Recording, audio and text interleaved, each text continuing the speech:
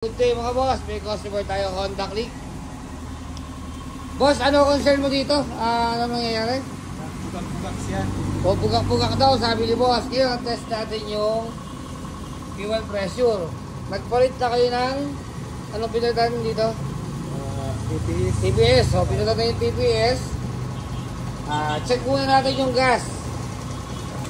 Start natin. Mamatay siya.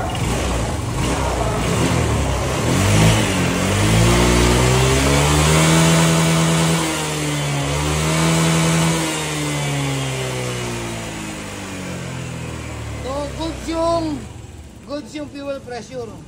Tignan naman natin ngayon yung ganyang TPS. Check natin. All models.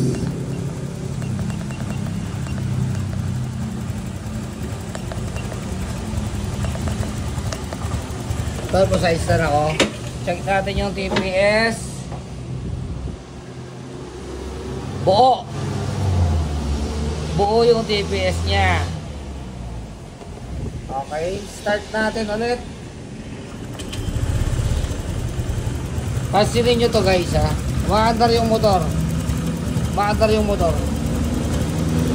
Papatayin ko yung hangin.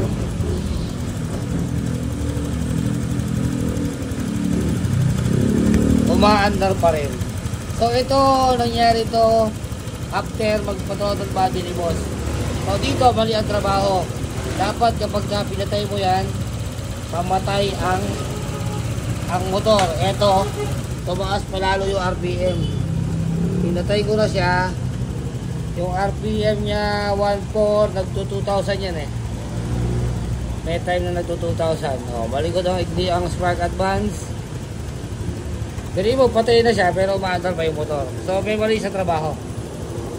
So ito yung idle air control valve. Ayan o, stock up. Tolo, hilahin mo nga ito. Try mo kung mahihila mo. Ayan. Ayan. May spring yan ha. Ayun. Ayun. So tayo, stock up. Ayan. Linisan natin yan. Ayan o. Tigat. Boss, kailan ito kayo kinabit? Araw. Oh, nung isang araw lang ito kinabit mga boss ha. Tingnan ninyo. Oh.